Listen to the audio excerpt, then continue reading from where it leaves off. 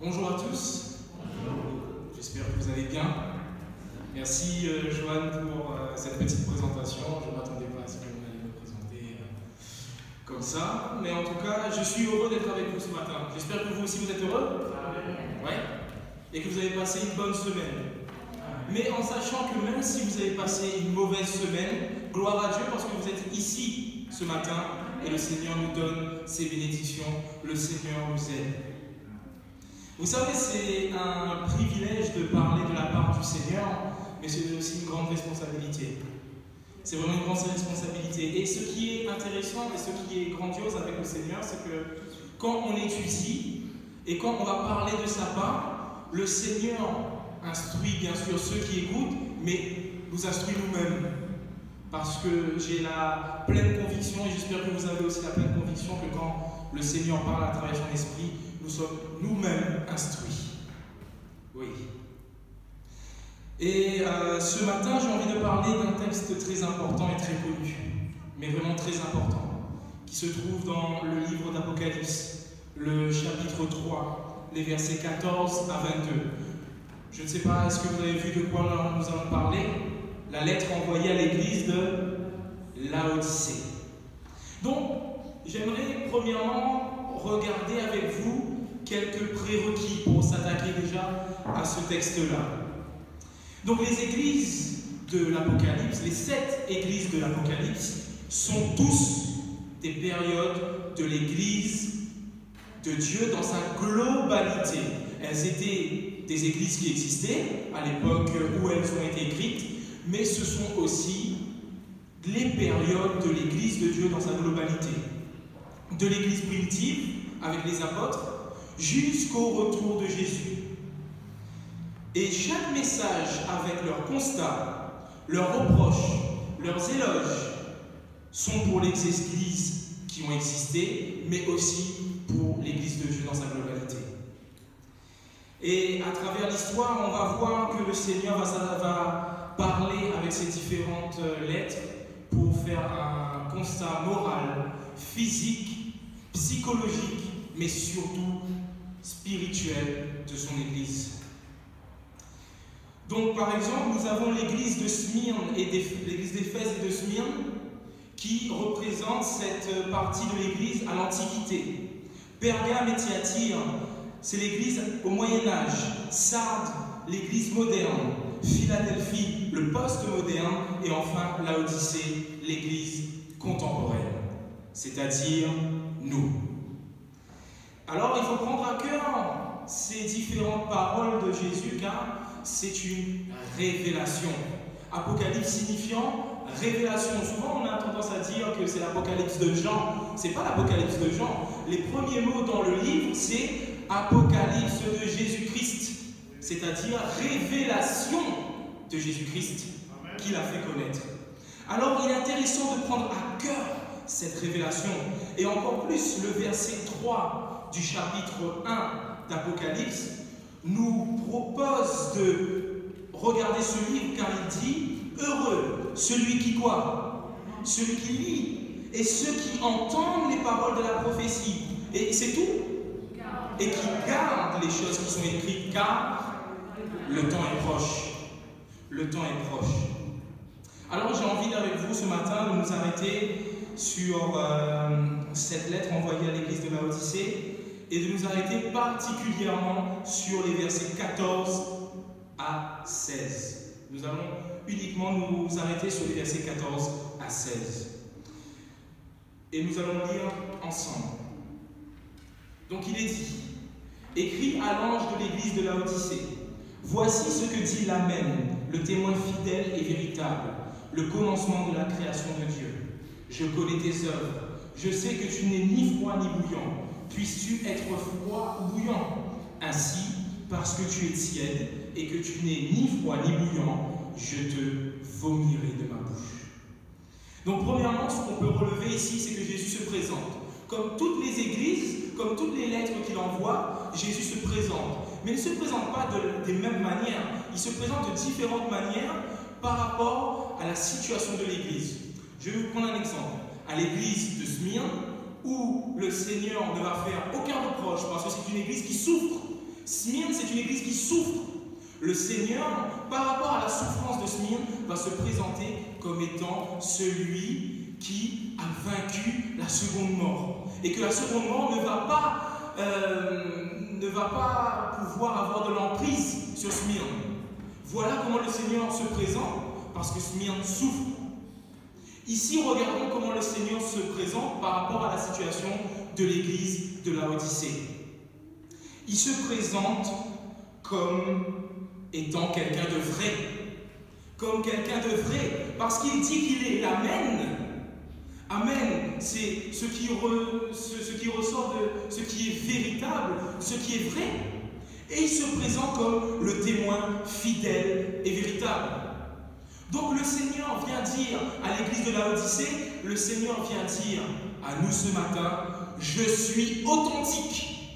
Moi je ne viens pas avec des masques, on est tous masqués, mais vous comprenez ce que je veux dire par là. Il ne vient pas avec une double figure, il ne vient pas se cacher, il est authentique, il est vrai et il se présente à son église comme étant quelqu'un de vrai. Deuxièmement, il se présente comme étant le commencement de la création de Dieu. Alors là, je vais faire une petite parenthèse, il ne faut pas avoir peur. On va dire commencement de la création de Dieu, mais Jésus est créé? Non. Attention, le mot grec ici utilisé pour commencement se traduit aussi par principe et origine. C'est-à-dire que Jésus est le principe de la création de Dieu. Jésus est l'origine de la création de Dieu. Et on voit bien cela qui entre avec les pensées de Paul, qui dit que toute chose a été faite par lui et pour lui. Donc Jésus, se présentant comme étant celui qui a tout créé, comme se présentant comme étant celui qui est véritable, qui est authentique, va parler à son Église en disant qu'il connaît toutes choses.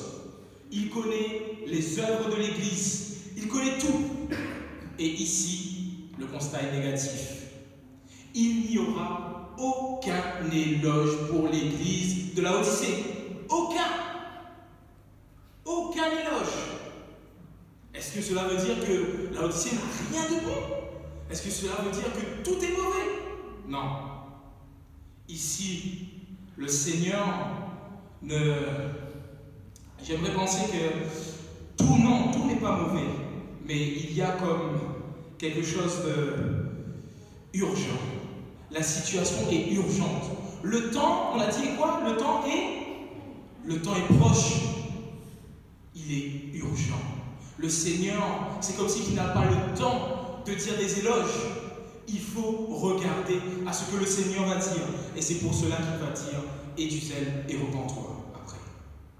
Mais quel est le problème de Laodicée? Quel est son problème? On nous dit que Laodicée n'est ni bouillante, ni froide.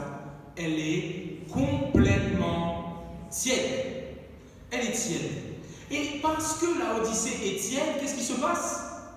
Jésus la vomit de sa bouche. La situation de Laodicée, la situation de l'Église pousse à Jésus à avoir de l'écœurement. Jésus est écœuré. L'interprétation des paroles de Jésus dans ces versets souvent nous donne ces interprétations-ci. Bouillant voudrait dire que l'Église est pleinement avec Dieu. Froid, c'est être pleinement contre le Seigneur. Et tiède, c'est être vacillant, entre froid et bouillant. On est entre les deux, on va d'un côté, on va de l'autre. Le problème, c'est que si c'est vrai, si cette interprétation est vraie, il y a trois camps. Mes amis, est-ce qu'il y a trois camps? Il y en a combien? Il n'y en a que deux. Si on comprend que bouillant, c'est être pleinement avec Dieu, froid, c'est ne pas être avec Dieu, et tiède, c'est être entre les deux, ça veut dire qu'il y a trois camps. Or, il n'y a que deux camps. Jésus va dire en Luc 16, au verset 13, Luc 16, au verset 13, Nul serviteur ne peut servir deux maîtres, car ou il haïra l'un et aimera l'autre, ou il s'attachera à l'un et méprisera l'autre. Donc, on ne peut pas être vacillant d'un côté ou d'un autre. Non, nul ne peut servir deux maîtres.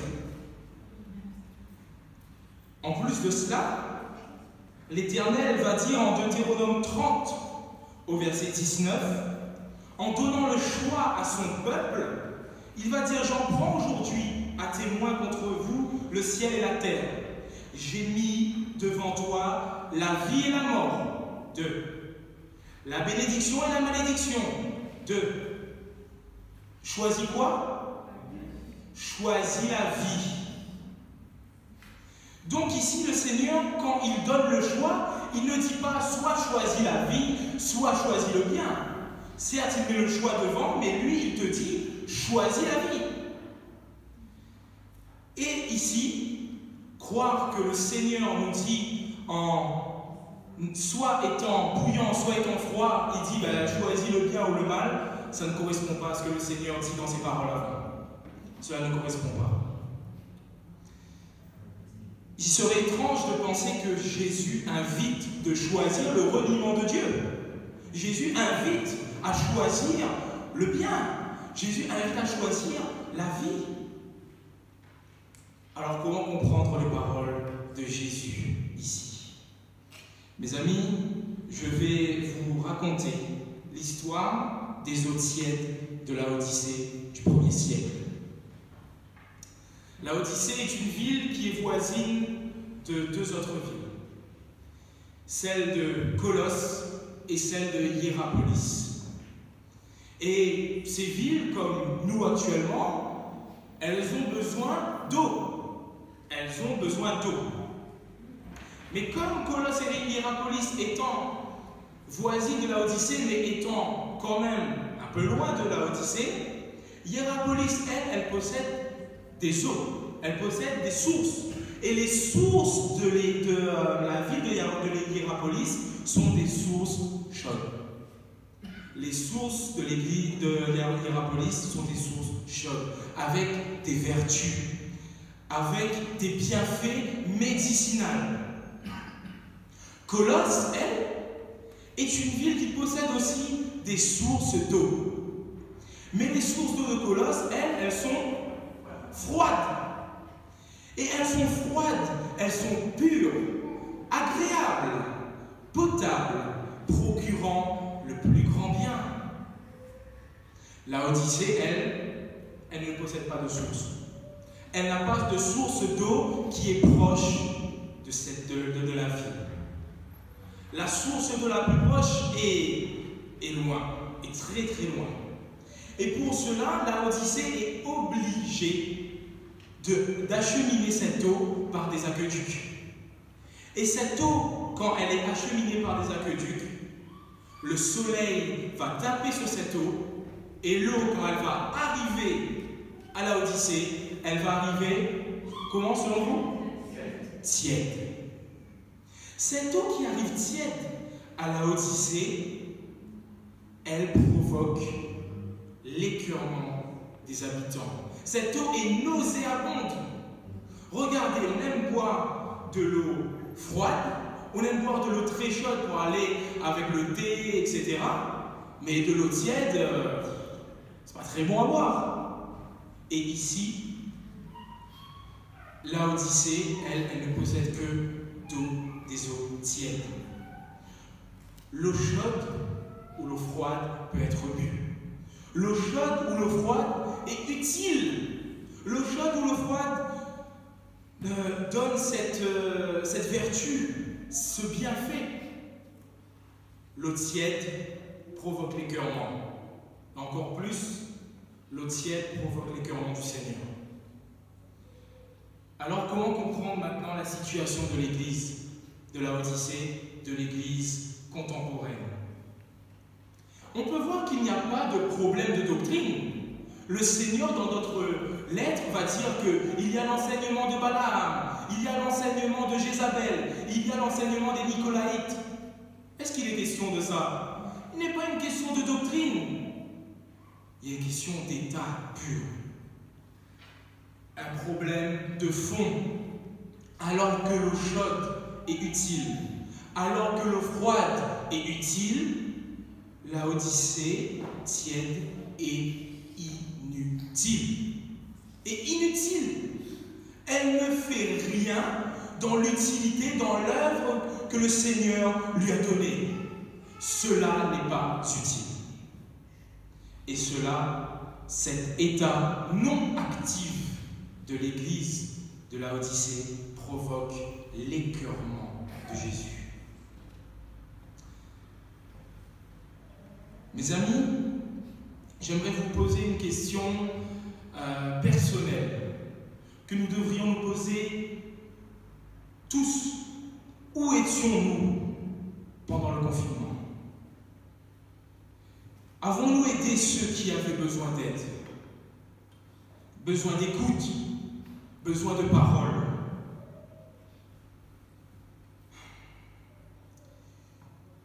Est-ce que nous sommes présents pour ceux qui ont besoin d'aide actuellement? Prions-nous seulement.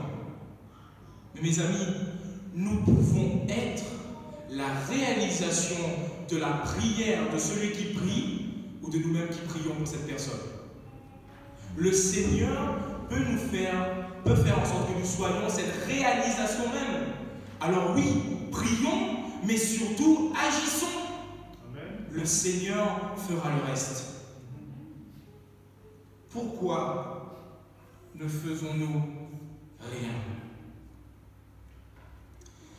Dans le texte qui a été lu, je vous invite à le prendre dans Luc 6, au verset 47 à 49. Luc 6, au verset 47 à 49. On nous donne une histoire. Le Seigneur donne une histoire. Et le Seigneur commence comme ceci. Je vous montrerai à qui est semblable tout homme qui vient à moi, entend mes paroles et les met en pratique.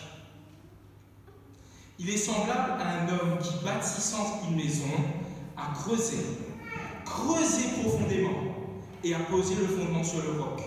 Une inondation est venue et le torrent s'est jeté contre cette maison sans pouvoir l'ébranler parce qu'elle était bien bâtie. Mais celui qui entend et ne met pas en pratique est semblable à un homme qui a bâti une maison sur la terre. Sans fondement, le torrent s'est jeté contre elle. Aussitôt, elle est tombée et la ruine de cette maison a été grande. Donc ici, on nous présente deux personnages. Le premier personnage bâtit sa maison. Et on voit ici, j'aime bien cette histoire racontée dans Luc, car nous savons aussi l'histoire du fou qui bâtit sur le sable et le sage qui bâtit sur le roc. Mais je préfère, à titre personnel, cette histoire. Pourquoi? Parce qu'on dit que le premier, il bâtit sa maison, mais avant, qu'est-ce qu'il fait? Il creuse. Il y a un effort à faire. Il creuse. Et on nous dit encore, pour accentuer la chose, il creuse profondément.